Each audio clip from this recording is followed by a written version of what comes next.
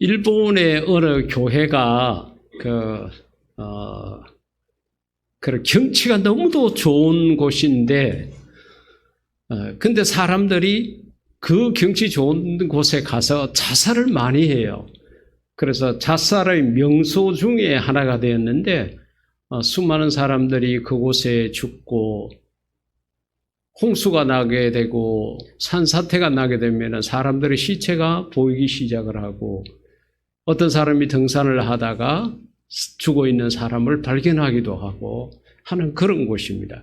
근데 그 지역에 있는 한 침례교회가 어떻게 하면 이 사람들을 도울 수 있을까 생각을 해가지고 여러 가지 많은 것들을 생각을 하다가 지금까지 계속하고 있는 게 뭔가 하면은, 그 사람들이 자살을 하러 오는 그 자리에 여러 그 산 꼭대기로 이렇게 올라오는 골목에다가, 길목에다가 공중전화를 몇 대를 이렇게 길목마다 설치를 하고 그 공중전화 옆에다가 동전을 놔둡니다. 그래서 다시 한번 생각을 해 보십시오. 필요하면 전화하십시오. 그래서 그곳에 자살하러 왔던 사람이 누구인지는 모르지만은 그래도 자기와 같은 사람을 위해서 이렇게 동전을 준비해 놓고 전화를 걸 수 있도록 해놓은 데 대해 가지고 관심을 가지고 전화를 하고, 그 전화를 하게 되면 그 교회하고 연결이 돼 가지고 그 교회에서 그렇게 상담 봉사하시는 분들이 그 전화를 받고 그분들을 데리고 오고, 또 그분들이 묵을 수 있는 숙소도 정말로 이제 게스트룸이죠. 그런 것을 마련해 놓고 그 사람들의 생명을 살리는 일을 한다는 그런 글을 보았습니다.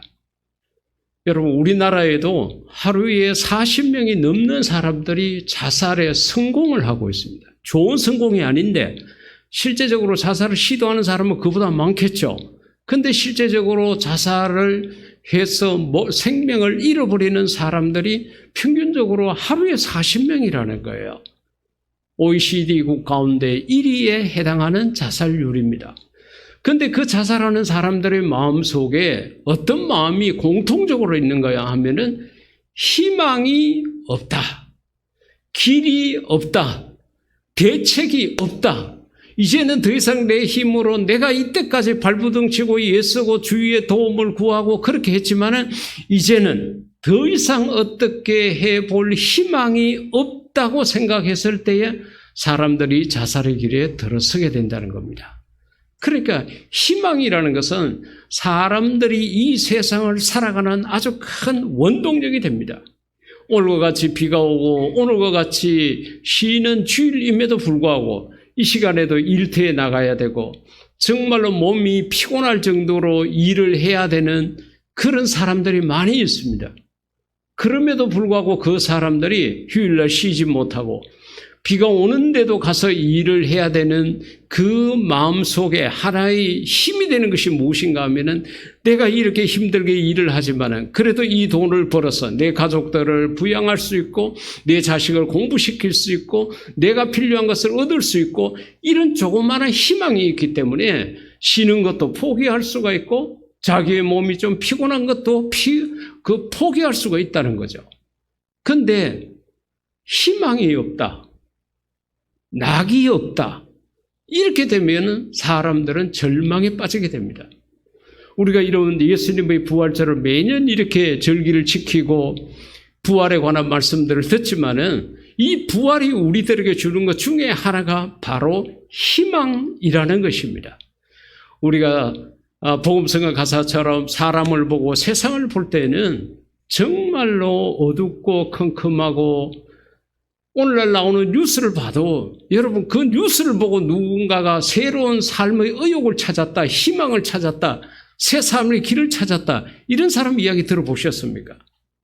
뉴스를 보면 가슴이 답답하고 이 나라가 어떻게 되겠는가 하는 생각이 들고, 나는 왜 손해보며 살아야 되는가 하는 그런 생각을 하게 되고 오히려 절망감을 많이 가지게 됩니다.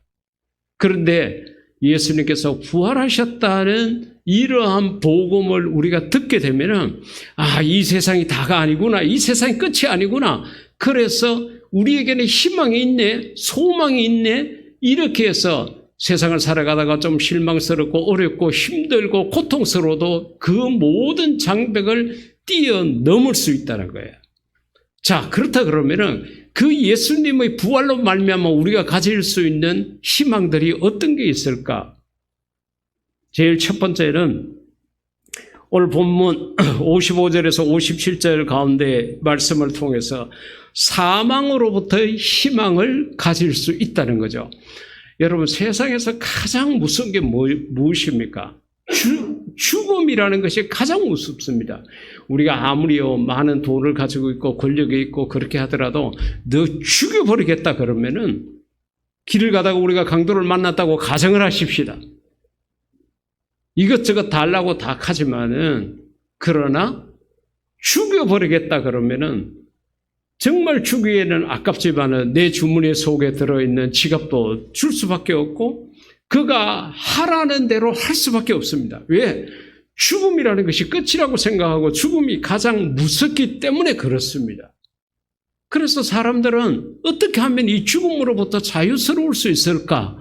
과거에 북한의 김일성이는 자기 몸속에 있는 피를 20대 젊은 사람들의 피로 전부 다 수유를 했다 그럽니다. 묵은 피를 빼내버리고 새 피를 넣으면은 오래 살 거라고 그렇게 했다는 거죠. 그러나 때가 되니까 그도 어쩔 수 없이 이 세상을 떠났습니다. 우리가 이 세상을 살 때에 가장 무서워하는 게 죽음인데 성경은 그 죽음이 바로 죄로 말미암아 온다고 이야기를 했습니다. 그래서 오늘 이 본문 말씀 표준 세 번역 가운데 보니까 그랬어요. 죽음아 너의 승리가 어디에 있느냐? 죽음 앞에 장사가 없다는 거죠. 모든 사람을 다 이기는 게 죽음입니다. 그런데 예수님의 부활을 전하는 바울은 죽음아 너의 승리가 어디 있느냐? 그리고 너의 독침이 어디 있느냐? 이 독침이라는 것은 사람을 죽이는 거라는 거죠. 죽음의 독침은 죄고 죄의 권세는 바로 율법이다. 율법의 잣대에 대니까 너는 죄인이고 그 죄 때문에 너가 죽게 되었다는 것을 이야기를 합니다. 그러나 57절에서 우리는 우리 주 예수 그리스도로 말미암아 우리에게 승리를 주시는 이 승리라는 것은 죽음에서의 승리를 말하는 것입니다. 그 승리를 주시는 하나님께 감사한다고 그와 같이 이야기를 했습니다. 요한계시록 20장 6절 가운데 보면은 이 죽음에 대해 가지고 더 이야기를 해놓은 게 있는데 이와 같이 이야기합니다. 이 첫째 부활에 참여하는 사람은 복이 있고 거룩합니다. 그랬습니다. 여러분, 첫째 부활에 있다는 것은 둘째 부활에 있다는 거거든요. 이건 무엇을 말하는가 하면은 여러분 스스로 생각을 해보십시오. 예수 믿지 않는 사람은 부활을 할까요? 하지 않을까요? 우리가 이 이야기를 얼뜻 들으면은 예수 믿는 사람들은 부활 못하지. 예수 믿는 사람만 부활하는 거 아니야? 이렇게 생각하는데 성경을 자세히 보면은 예수 믿지 않는 사람들도 부활을 해요.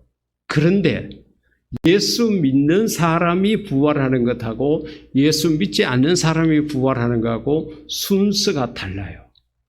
첫째 부활하는, 여기서 말하는 첫째 부활이라는 것은 우리가 이 세상을 살다가 나이가 들어서 병들어서 어떤 사고로 일단은 우리가 죽잖아요. 죽게 되면은 나중에 내가 예수님을 믿고 죽은 사람이라 그러면은 예수님께서 다시 이 땅에 왔을 때에 우리가 다 살아납니다. 여러분들이 고백했던 사도신경 마지막에 뭐라고 그랬습니까? 몸이 다시 사는 것과 그렇죠? 우리 몸이 다시 살아나요. 근데 지금과 같은 몸은 아니죠. 변화된 몸, 거룩한 몸, 성스러운 몸이 되는 것입니다. 일단 다시 살아납니다. 그래서 공중에서 주님을 구름에서 영접하게 되고 주와 더불어서 영원히 살게 되리라 그랬거든요. 이때는 예수님을 믿는 사람들만 부활하게 다시 살게 되는데 이것을 첫째 부활이라 그럽니다. 그러면은 예수 믿지 않는 사람들은 언제 부활하냐? 나중에 갔어요. 예수 믿지 않고 죽은 사람들도 다 부활시킵니다. 이 사람들은 부활하지 않으면 않을수록 좋은 거예요. 왜 부활시키는가 하면은 자기가 이 땅에서 지은 모든 죄에 대한 대가를 다 받기 위해서, 쉽게 말하면 벌 받기 위해서 부활을 하는 거예요. 그리고서는 불과 유황이 타는 정말로 지옥에 던져져서 자기가 이 땅에서 살면서 지은 모든 죄에 대한 대가를 다 받고 그때 죽게 되는데, 그것을 둘째 사망이라고 그럽니다. 그 부분을 여기서 요한계시록에서 이야기를 합니다. 이 첫째 부활에 참여하는 사람은 복이 있고 거룩합니다 그랬는데, 저와 여러분은 이 첫째 부활에 참여하는 자가 되기를 주의 이름으로 축복합니다. 이 사람들에게는 둘째 사망이 없다 그러죠. 그렇죠. 그리스도와 더불어서 영원히 이제 살게 되니까 둘째 사망이라는 것은 다시 이 땅에서 자기의 모든 죄를 다 지옥불에서 감당하고 죽는 불신자들의 죽음입니다. 그걸 이제 둘째 사망이 아무런 세력도 부리지 못합니다. 둘째하고는 아무 상관이 없는 자가 된다. 그같이 이야기를 했습니다. 그러니까 예수님의 부활로 말미암아 우리의 마음속에 가질 수 있는 하나의 희망이 뭔가 하면은 죽는 것을 겁내지 않아도 된다는 거예요. 사망으로부터의 희망입니다. 죽음이라는 것은 예수님을 믿는 사람에게는 별 의미가 없습니다. 그저 자다가 일어나는 것밖에는 없습니다. 제가 군종병으로 군 생활을 하고 있을 때에, 그때 그 당시에 대통령이 박정희 대통령이었는데, 그 대통령의 머릿속에 어떤 생각이 들어있었는가 하면은, 신앙을 가지고 있는 병사들은 전쟁에 나가서 죽음을 두려워하지 않고 싸울 수 있다, 이 생각을 가지고 있던 것 같아요. 그래가지고 정군 신자화 운동 슬로건이 그렇게 했습니다.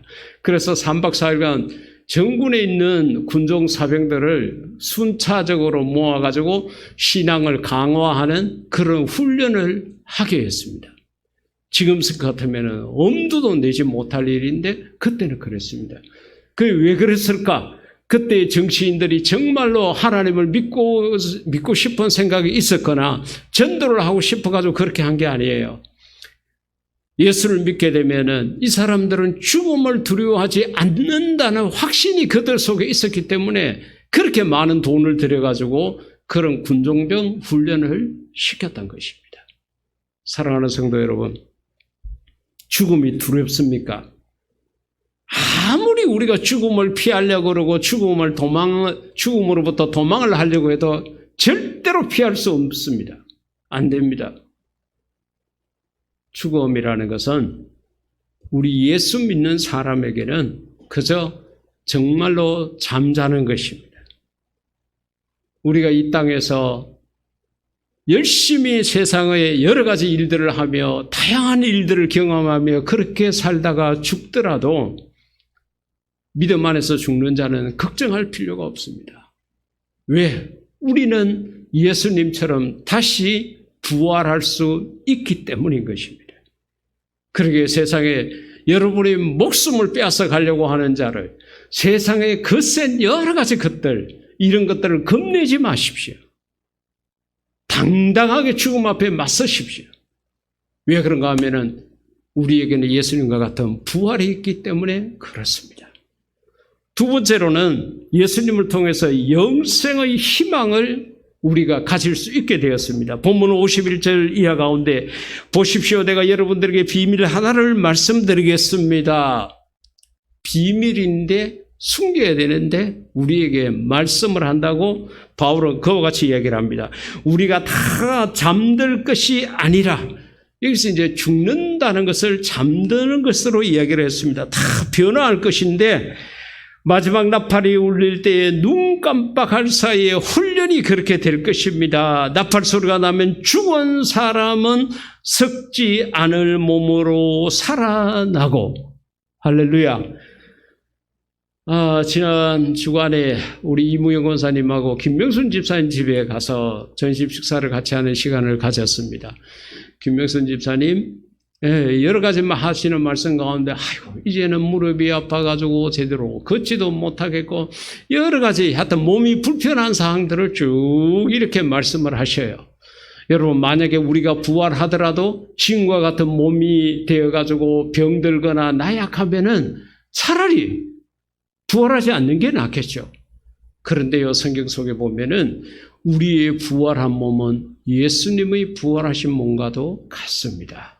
문을 닫아도 들어오실 수 있고 어디든지 어떠한, 그래서 병드는 것이나 아픈 것이나 눈물 흘리는 것이나 이런 사망이라는 이게 없다고 이야기를 했습니다.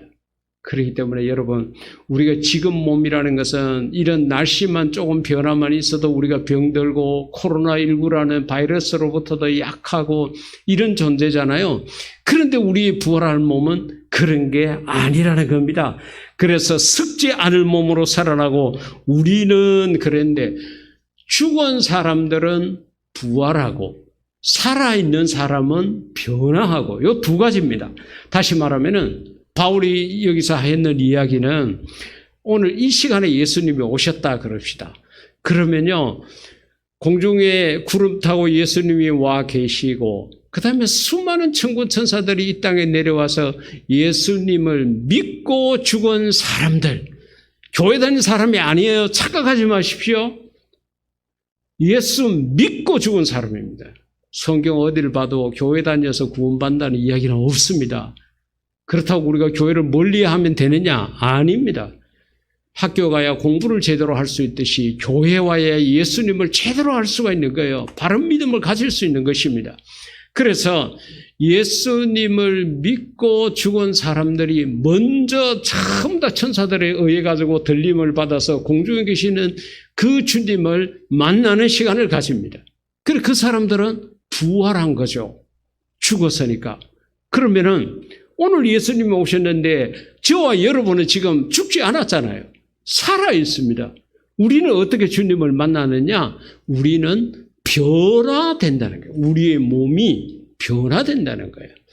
그래서 어떤 어리석은 사람이 그런 말을 하기도 했습니다. 그러면 우리가 전부 다 우주복 입고 다 올라가야 되는데 언제 우주복 맞춰 입고 올라갔냐 그랬는데, 인간적인 생각이고 어리석은 생각입니다.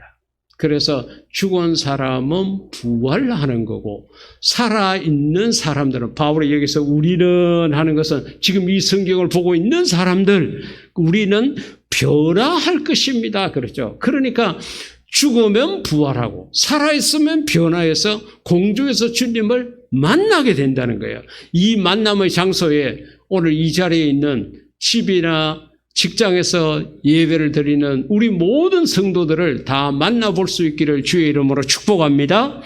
요한복음 11장 25, 6절에 예수님께서 직접적으로 말씀하십니다. 나는 부활이요 생명이니. 예수님은 죽음을 이기신 분입니다. 그래서 나는 부활이요 생명이니 나를 믿는 사람. 여러분, 이 믿는 사람이라는 단어가 정말 중요합니다. 예수님께서 제자들에게 그와 같이 말씀을 하십니다. 내가 다시 올 때에 너희에게서 믿음을 찾아볼 수 있겠느냐? 그만치 믿음을 가지는 게 어떻게 보면 어려운 것 같습니다. 또 믿음을 한때 가졌다가 정말로 우리가 곁으로 생각하기에 가룟 유다처럼 그 믿음을 다 팔아버리고 그렇게 어리석은 자가 되는 그런 모습도 우리가 가질 수 있습니다. 나를 믿는 사람은 죽어도 살고, 그러니까 여러분, 우리는 죽음이라는 거에 걱정할 거리가 아닙니다. 죽으면 다시 삽니다. 죽게 되면 이 땅에서 당하는 고통과 어려움과 시련과 아픈 것 모든 것도 다 끝이 납니다. 자살하는 사람들이 그 사람들의 머릿속에 한 가지 생각하고 있는 게 또 뭔가 하면은 에이, 죽을 뿐만 다 끝나겠지, 이런 생각을 하는 거예요. 아닙니다. 죽으면 끝이 아니에요.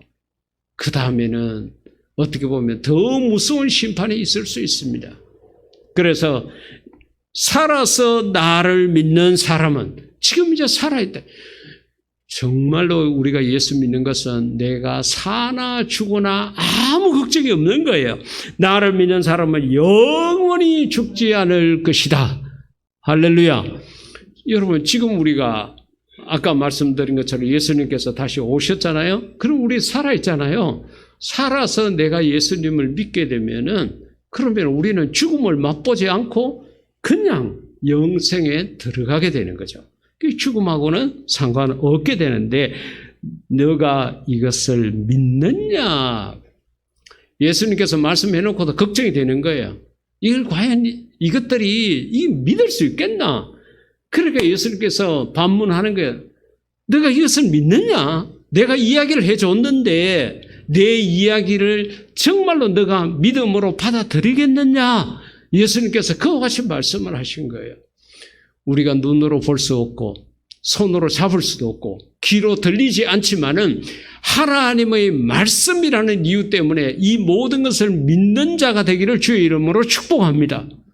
이 눈에 아무 증거 보이지 않더라도 주님께서 말씀하셨고 하나님의 말씀에 기록되어 있으니까 내가 그걸 믿나이다라고 고백하는 그런 우리 모두가 될 수 있기를 주의 이름으로 축복합니다. 세 번째는 상급의 희망이 있습니다. 여러분, 학생들이 학교에서 공부를 열심히 해서 좋은 성적을 갖게 되면은 나중에 졸업할 때 상을 주잖아요. 이런저런 상들을 주게 됩니다. 우리가 회사에서 일을 하더라도 내가 정말 회사 발전에 크게 이바지했다 그러면은 여러 가지 모양으로 상을 받게 됩니다. 하나님 역시도 마찬가지예요. 우리가 이 땅에서 하나님 때문에, 말씀 때문에, 교회 때문에 그렇게 내 시간과 재능과 물질을 헌신했을 때에 하나님께서 그냥 너 수고했다, 너 고생했다 이걸로 끝나지 아니하고 하늘나라에 가면 그 모든 것을 상으로 주신다는 것을 성경 곳곳에서 발견할 수가 있습니다.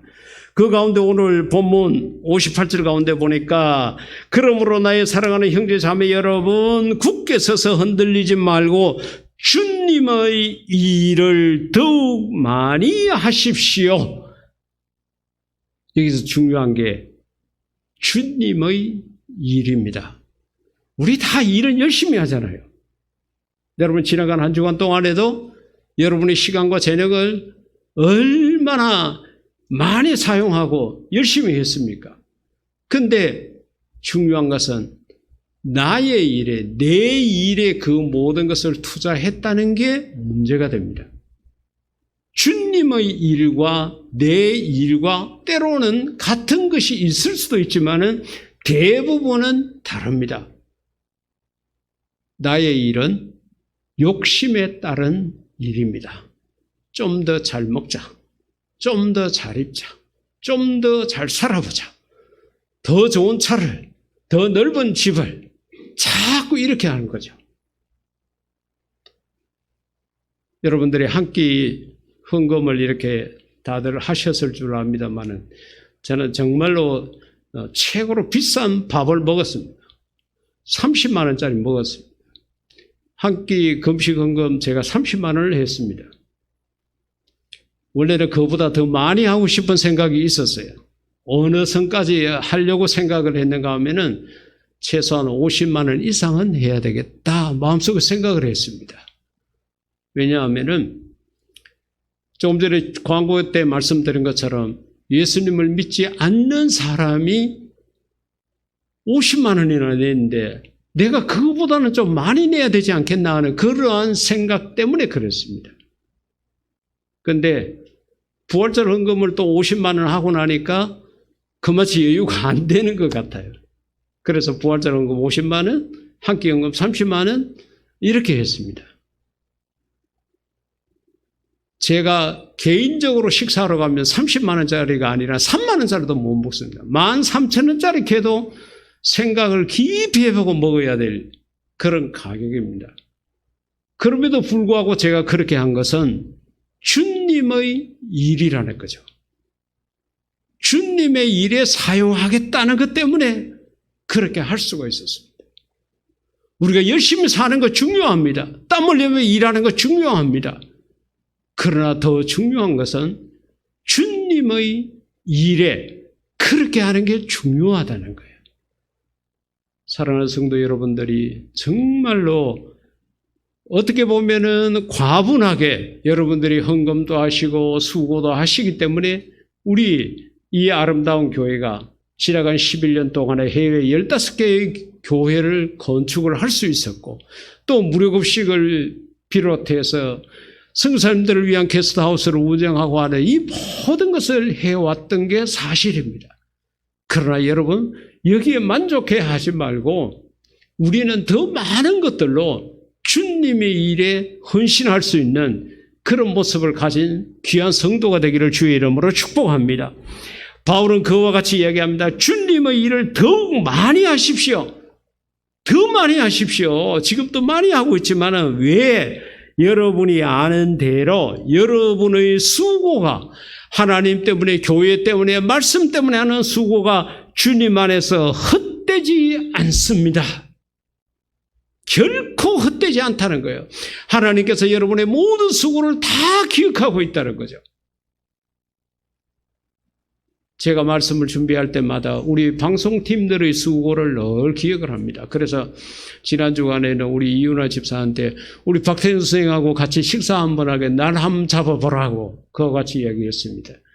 우리가 그저 예배 시간에 편하게 늘 영상으로 이렇게 보지만은 앞에 찬양으로부터 시작을 해서 이 모든 것이 준비되고 진행되는 데는 이 방송팀들의 이 숨은 봉사가 엄청납니다. 만약에 박태준 선생님이 아프고 편찮으시고 뭐 이래가 저래가 못 오고 한번 해보십시오. 이 주일에 영상 예배를 드릴 수 있는가? 안 돼요. 무료급식을 향해서 수고하는 것도 역시 마찬가지죠. 월요일부터 뭐 시작을 해가지고 수요일날 새벽에 어떻게 보면 열매를 맺게 됩니다. 여러분들이 오지 않는 시간에 교회를 청소하고 여러 가지 모양으로 예배를 준비하는 그 많은 손길들이 있습니다. 우리들은 다 몰라요. 그런데 누가 하시느냐? 하나님이 하신다는 거죠. 하나님께서 여러분의 그룹을 기억하시고 여러분의 손길을 기억하시고 여러분의 땀을 기억하시고 여러분들의 모든 것들을 기억하셨다가 우리가 하나님 앞에 서게 되었을 때 각종 면류관으로 우리에게 상을 주신다는 거죠. 우리가 교회 들어오는 길에 저기 칠판처럼 생긴 게시판에 우리가 지은 해외 교회들도 있고 그렇잖아요. 제가 이무영 권사님 볼 때마다 아프리카 케냐에 지었던 그 시쿠라 교회를 늘 기억을 합니다. 우리 권사님이 어렵고 힘든 속에서도 모았던 돈 1,000만 원을 내가지고 그 얼굴도 모르고 이름도 모르는 그 아프리카 땅에 교회를 세워줬다는 거죠. 그 교회가 특별히 기억에 나는 것은 그 교회 앞마당에 물을 받을 수 있는 펌프를 그곳에 같이 박아주었습니다. 그래서 온 동네 사람들이 그곳에 그 물을 받으러 아프리카 물이 귀중한 건 우리가 너무 잘 알지 않습니까? 그걸 다 받으러 교회 마당을 밟게 된다는 거죠. 그러니까 그 사람들의 마음속에 교회에 대한 고마움이 얼마나 많고 그런 마음이 있는 그 자리에 예수님을 전하게 되면 그들이 얼마나 그것을 복음을 쉽게 받아들이겠습니까? 복음을 위해서 아주 큰 일을 하신 거죠. 하늘나라의 상급이 아주 큰 것이 있게 되는 거죠. 여러분, 우리가 이런 일에는 욕심을 내야 합니다. 이거는 선한 욕심입니다. 거룩한 욕심입니다. 이만한 건강이 있을 때 주를 위해서 열심히 일을 하십시오. 이만한 물질이 있을 때에 세상의 어느 곳에다가 허비하지 말고 하나님 일에 투자를 하십시오. 이건 정말 투자입니다. 11조도 그렇잖아요. 내가 얻었던 소득의 10분의 1을 바치면은 말라기서 3장 10절에서 약속한 것처럼 살 곳이 없는 복을 받기 때문에 정말 10분의 1 투자가 그만치 얻을 수 있으니까 이건 정말 투자 중에 투자입니다. 그리고 우리가 이 땅에서 수고하는 것도 역시 마찬가지입니다. 하나님께서 얼마나 우리에게 넉넉하게 갚아주고 풍족하게 갚아주고 있습니까? 바울은 그 이야기를 합니다. 여러분의 수고가 주님 안에서 헛되지 않는다고. 릴레이 금식기도 남들은 모르겠지만은 그래도 여러분들이 순번을 정하고 그 날들을 이렇게 지켰잖아요.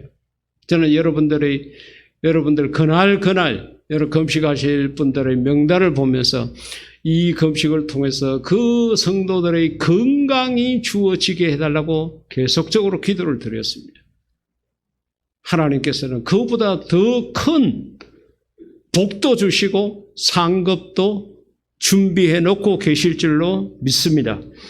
누가복음 14장 13절에서 예수님께서 너가 사람들에게 베풀 때에 잘 먹고 잘 사는 사람들에게 베풀지 말고 어려운 사람들에게 베풀어라. 왜? 그렇게 하면 그 어려운 사람들은 너에게 갚을 길이 없잖아. 부자들에게, 잘 사는 사람들에게 너희가 가령 밥을 한 그릇 사줬다 그러면 그 사람이 아이고 언제 나하고 같이 한번 식사 한번 하시죠. 내가 얻어먹었는데 해가지고 그 사람이 나한테 밥을 사줘 버리면은 내가 하나님 앞에 가서 받을 상이 없다는 거예요. 근데 헐벗은 자들, 굶주린 자들, 어려운 사람들에게 밥을 사주게 되면 그 사람들이 너에게 갚을 게 없어. 그러면 이걸 누가 갚아주느냐? 하나님이 갚아준다는 이야기가 바로 누가복음 14장 13절에 있는 이야기입니다. 잔치를 베풀 때는 가난한 사람들과 지체 장애인들과 다리 저는 사람들과 눈먼 사람들을 불러라. 장애인들이죠. 이 장애인들은 자기가 먹고 살기도 어려운데 남에게 베풀 게 어디 있겠습니까? 그러면 너가 복될 것이다. 너가 그렇게 어려운 사람들에게 베풀게 되면 너가 복이 있을 것이다. 그들이 너에게 갚을 수 없기 때문이다. 그 사람들은 너에게 밥 한 그릇 얻어 먹었다고 너에게 밥 한 그릇 사줄 수 있는 형편이 안 되잖아. 그게 복되다는 거예요. 왜? 의인들이 부활할 때에 하나님께서 너에게 갚아 주실 것이다. 할렐루야. 하나님께서 갚아준다는 거예요. 그러니까 이게 우리가 말하는 하늘 상급이라는 것입니다. 여러분, 우리가 이 땅에서 하나님 때문에, 말씀 때문에, 교회 때문에, 복음 전파 때문에 우리의 물질이나 시간이나 재능이나 이런 것을 우리가 헌신하게 되면은 나중에 하나님 앞에 가서 이 모든 것을 상급으로 받게 된다는 거예요. 그런데 여러분, 하나님이 계산 착오가 있겠습니까? 그렇게 사랑 많으신 우리를 살리기 위해서 독생자까지 주신 그 하나님께서 우리에게 더 풍성하고 더 넉넉하게 주시지 인색하게 적게 주시겠습니까? 절대 그런 하나님이 아닙니다. 우리는 예수님의 부활로 말미암아 우리에게 희망을 가질 수 있는 기회가 우리에게 있게 되었습니다. 여러분, 세상 살아가면서 죽음에 대한 두려움 갖지 마십시오. 어차피 아껴도 내 목숨은 잃어버리게 됩니다. 그럴 바에는 내가 주를 위해서, 의로운 일을 위해서, 나를 위해서 십자가를 지신 예수님을 위해서 목숨을 바쳐 일하는 것이 마땅하지 않겠습니까? 그래서 우리가 이 땅에서 헌신하는 것이 절대 헛되지 않고 상급이라는 것이 있다는 것도 우리가 예수님의 부활을 통해서 얻을 수 있습니다. 절대 세상적인 논리로 생각하지 말고 우리는 하나님의 말씀을 따라가서 이 말씀 속에 약속된 것을 굳게 믿고 말씀의 터 위에만 머물러서 마침내 이 희망 모두를 여러분 것으로 만드는 그런 귀한 성도가 되기를 주의 이름으로 축복합니다. 이 시간 우리 다 같이 기도할 때에 내가 예수님의 부활로 말미암아 큰 희망을 갖고 살아가서 승리하는 자가 되게 해달라고 다 같이 기도드리겠습니다.